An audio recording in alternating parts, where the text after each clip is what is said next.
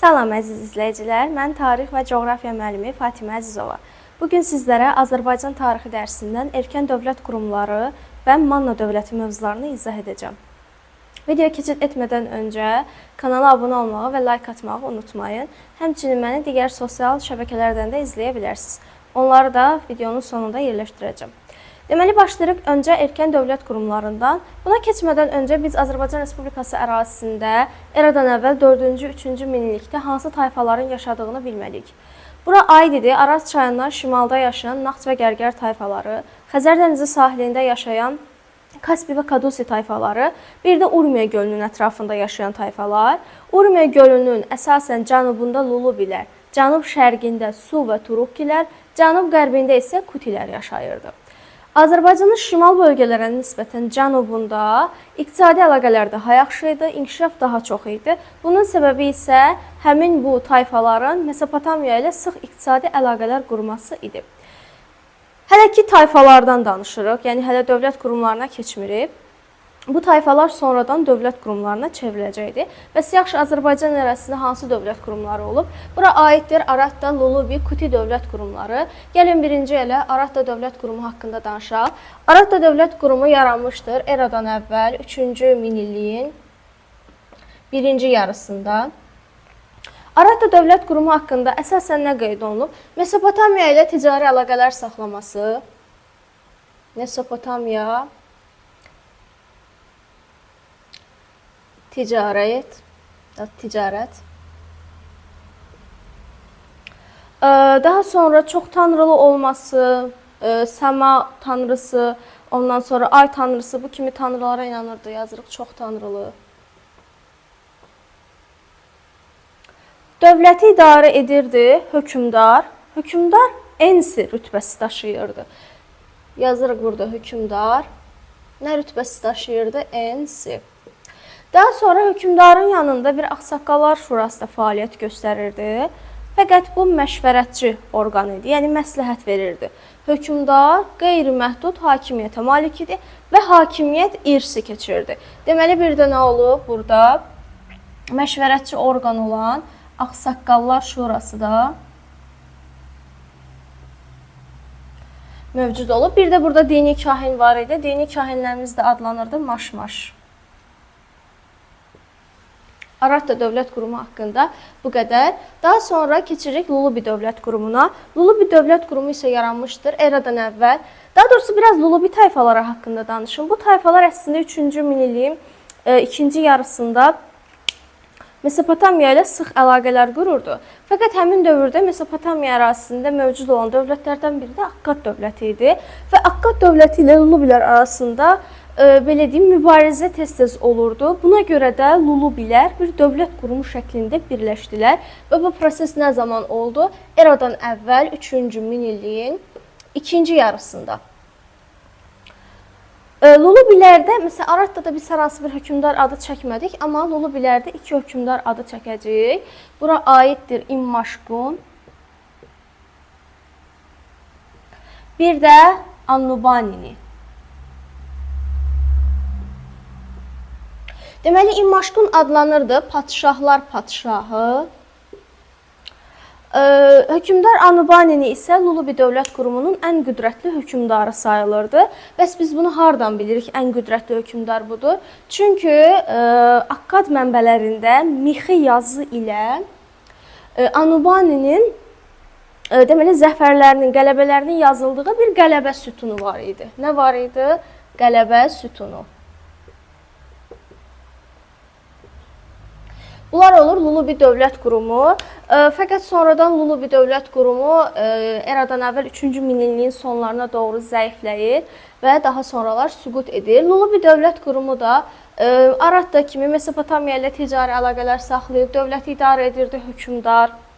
Ondan sonra çox tanrılı olub, səma tanrısı, ay tanrısı və s.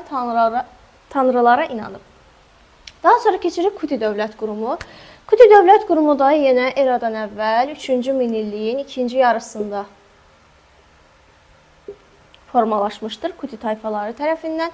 Kuti dövlət qurumunun Lulubi və Rattadan bir fərqli cəhəti var idi. Baxın, bu ikisində hakimiyyət irsi yolla idi. Amma Kuti dövlət qurumunda seçki yolu ilədir. Yəni hakimiyyət nə yolu ilədir? Seçki. Bu birazcık daha fərqli cəhətidir. Bir də Kuti dövlət qurumu haqqında danışanda yenə Mesopotamiya ilə ticari əlaqələr saxlayıblar. Fəqət biz Kutilərin daha çox Akkad dövləti ilə mübarizə apardığını görürük və hətta Kuti dövlət qurumunun da formalaşmasının səbəblərindən biri xarici müdaxilələr olub. Buna görə də tayfalar birləşib dövlət qurumu yaradıblar. Kutilərin Akkadlarla mübarizəsi, yəni dövlət qurumunun formalaşmasına səbəb oldu. Sonralar Mesopotamiyadakı daxili çəkişmələr olsun, Akkad dövlətinin zəifləməsi olsun, bunlardan istifadə edib Akkad dövlətini süquta uğradıb eradan əvvəl 22-ci əsrdə.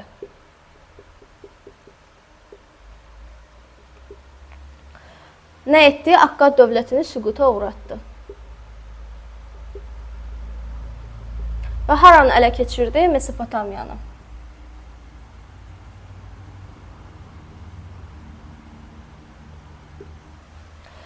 Kutilər Mesopotamiyayı ələ keçirəndən sonra burada 100 ilə yaxın ağalıq ediblər.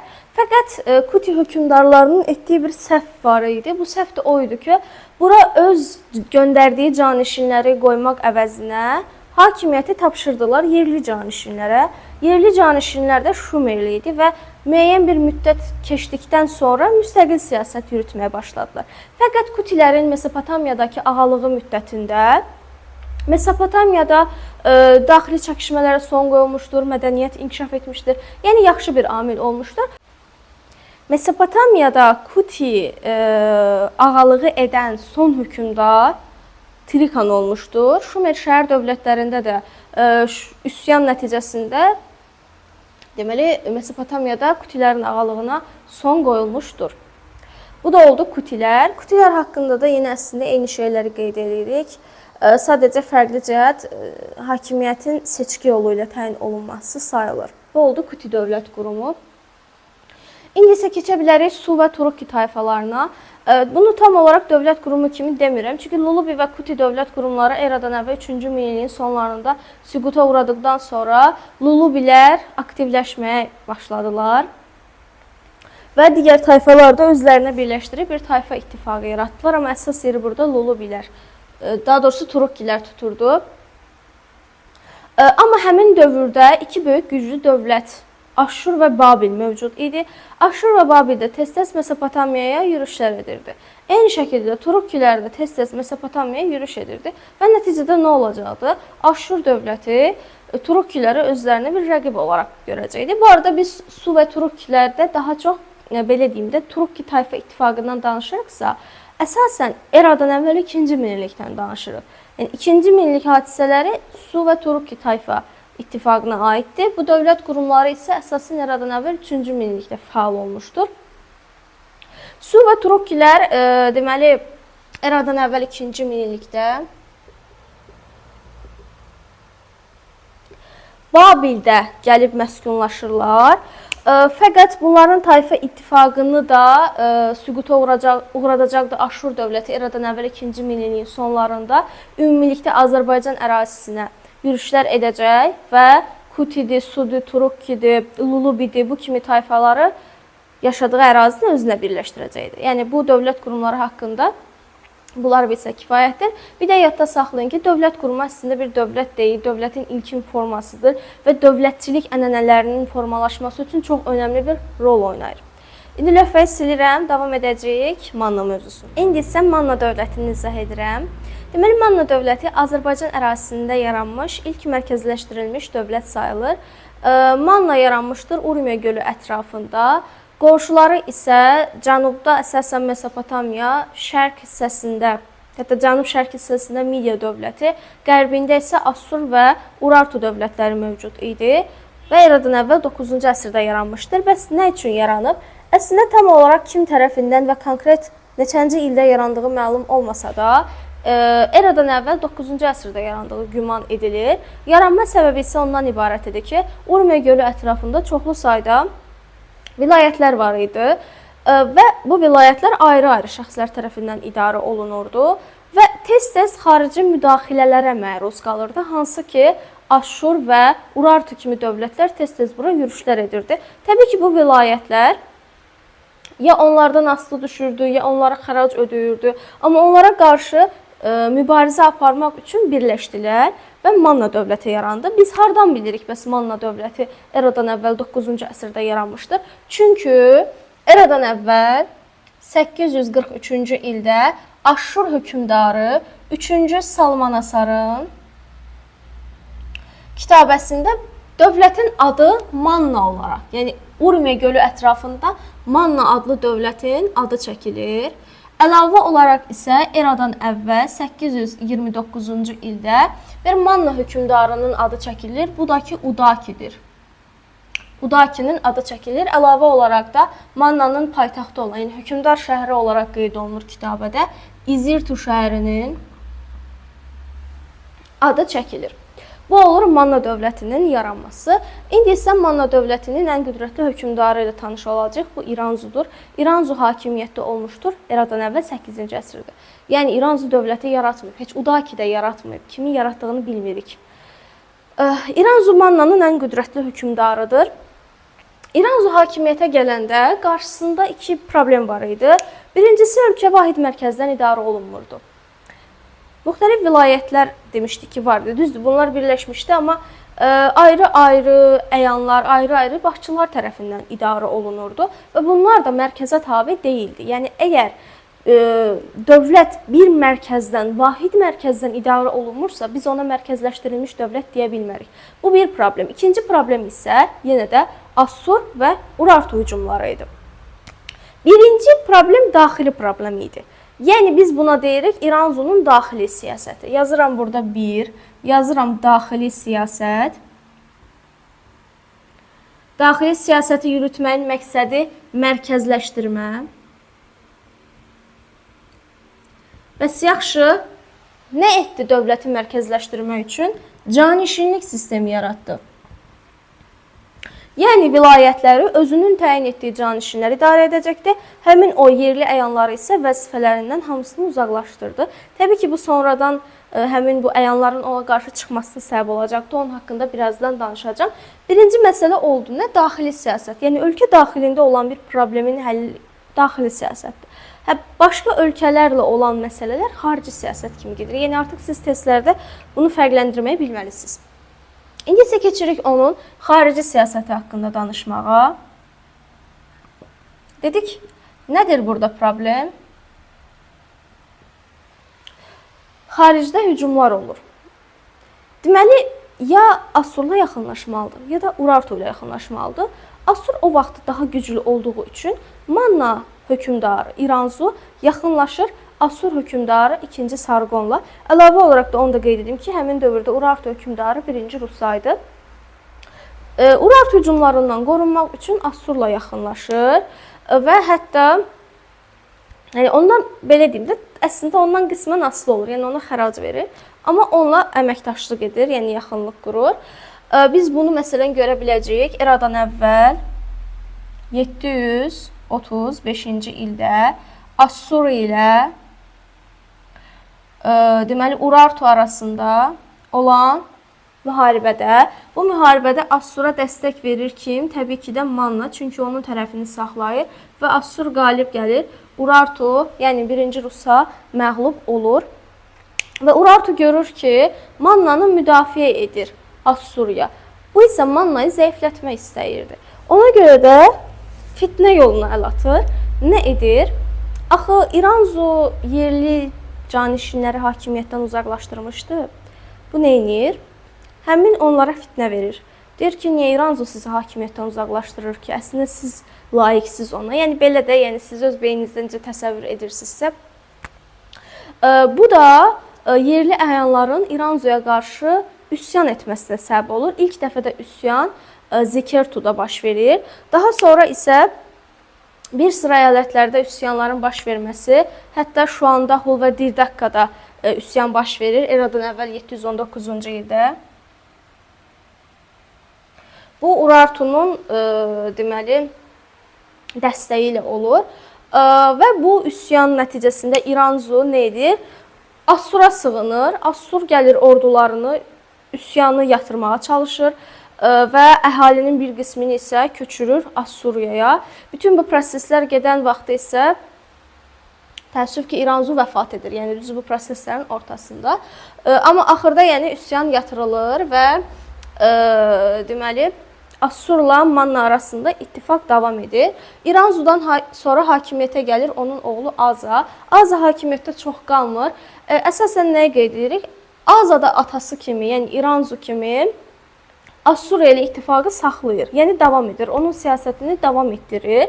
Fəqət gördüyünüz kimi eradan əvvəl 716-cı ildə, hətta qeyd eləyək, Assurla müttəfiq. Eradan əvvəl 716-cı ildə isə Uaşuş dağı yaxınlığında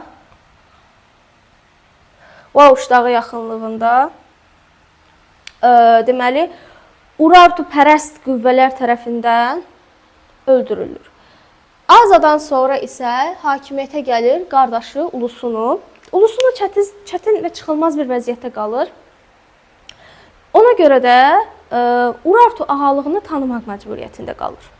Yəni gedir, Assuriya ilə ənənəvi ittifaqı pozur.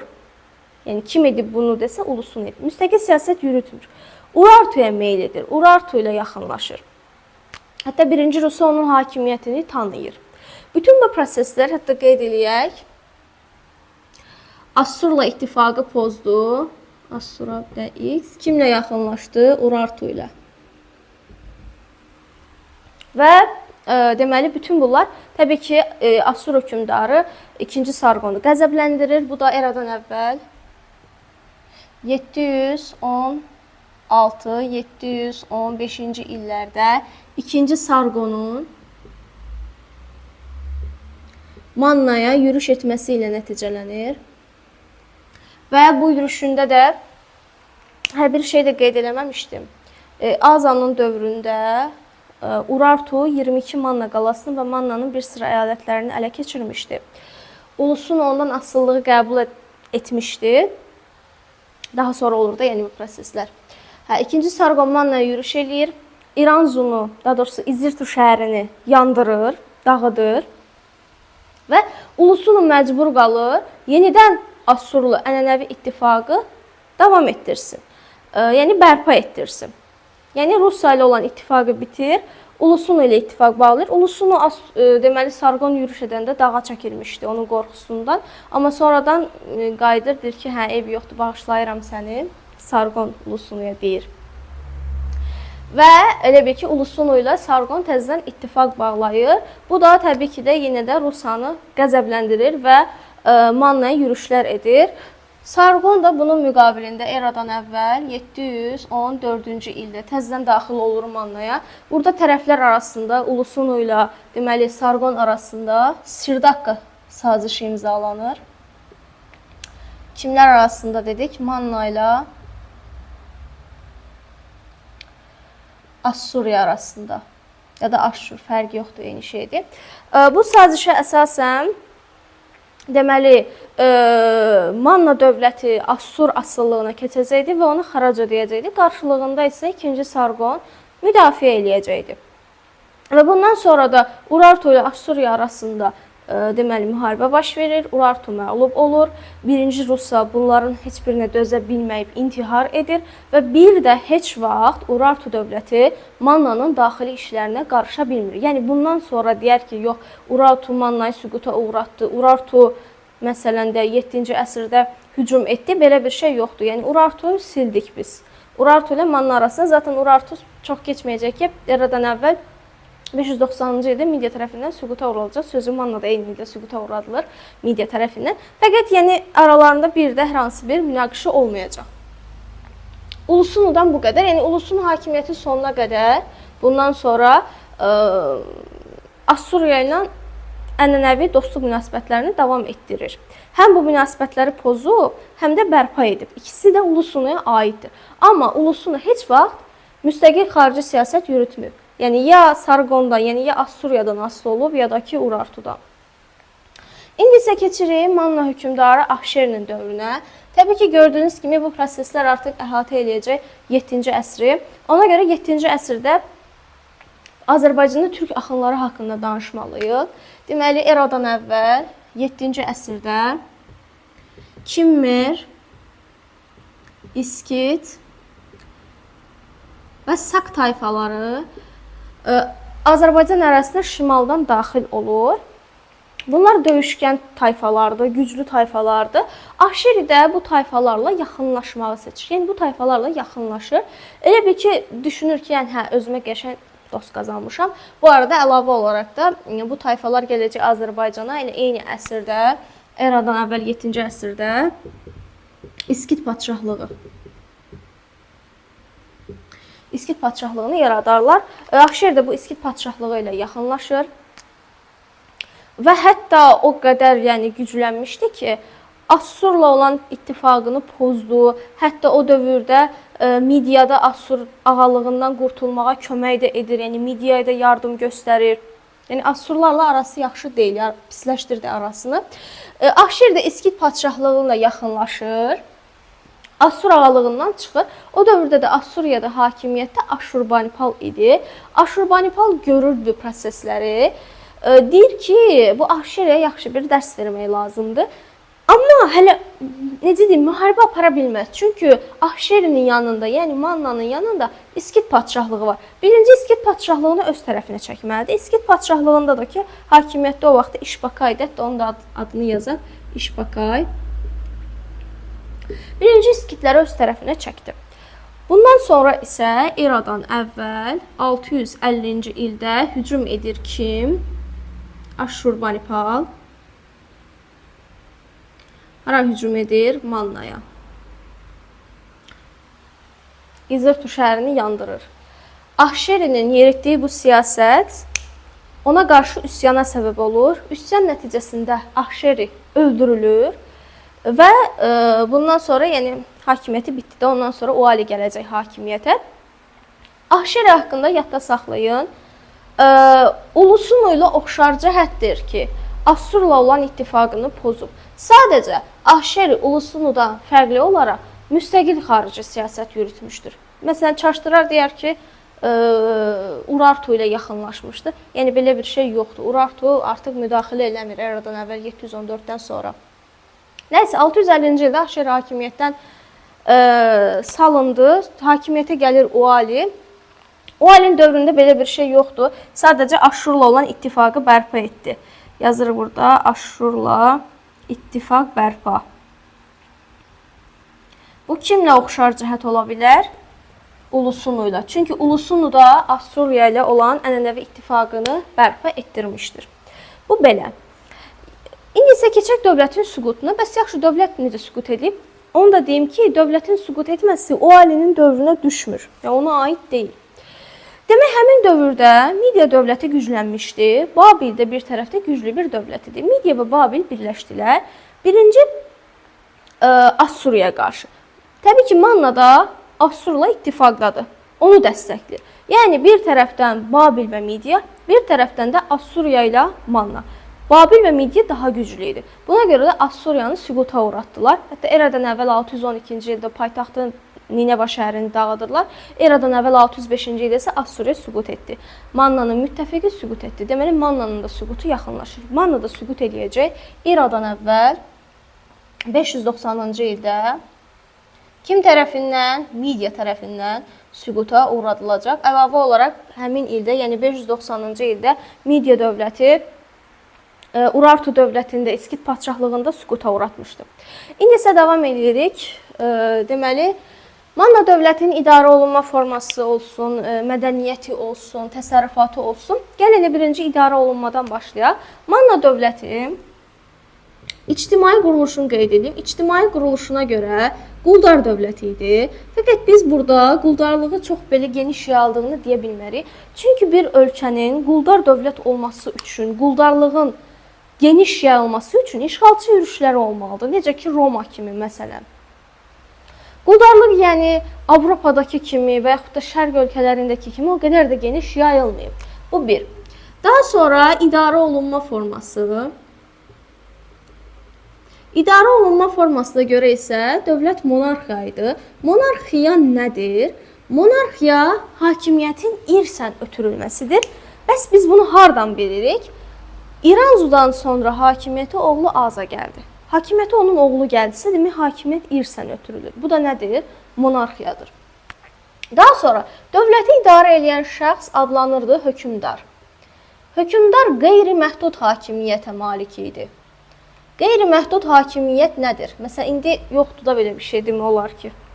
Var, yəni hal-hazırda mütləq monarxiya olan dövlətlər təbii ki də var. Amma dünyanın çox ölkəsi ya respublikadır, ya da konstitusiyalı monarxiya. Qeyri-məhdud hakimiyyət odur ki, hökmdarın sözü qanundur. Nə deyirsə odur. Heç bir qurum və yaxud da necə deyim, məsələn, qanunverici, icracı, belə bir şey yoxdur da. Yəni, hər şey, bütün idarə olunma hökmdarın əlindədir. Təbii ki, hökmdarın yanında bir Ağsaqqallar Şurası fəaliyyət göstərir. Fəqət bu Ağsaqqallar Şurası sadəcə məşvərətçi orqandır. Yəni, məsləhət verə bilir. Amma hökmdar nə istəsə odur. Bu belə. Bundan sonra gəlin danışaq Mannanın dinindən. Çox tanrılı idi. Necə ki, Kuti kimi, Loloyp kimi dövlət qurumları ilə eyni oxşar cəhət ola bilər. Çox tanrılı olmasa, hətta qeyd eləyək. Çox tanrılı. Təsərrüfatda burada əsasən əkinçilik, maldarlıq, sənətkarlıq. Məsələn, maldarlıqda atçılığı xüsusi olaraq qeyd eləyə bilərik. Mannanın Subi vilayətində atçılıq olduqca geniş yayılmışdır. Sənətkarlığın inkişaf etməsini isə Həsənli və Zibiyyədən tapılmış Qızıncamda görə bilərik. Burada Mannalıların dini təsəvvürlərinə aid olan bəzi belə cızma qaralar, əsər, necə deyim, həmin bu Qızılcamın üzərində müxtəlif dini təsvirlər qeyd olunmuşdu. Daha sonra Mannanın yazısı heroqlif yazı olub, öz heroqlif yazıları olmuşdur Mannada. Hələ bu qədər əziz izləyicilər. Videoya aid olan fikirlərinizi, tənqidlərinizi, iradlarınızı rəy bölməsində qeyd edə bilərsiniz. Bundan əlavə, təbii ki də videonu bəyənib kanala abunə olmağı da unutmayın. Hələlik sağ olun.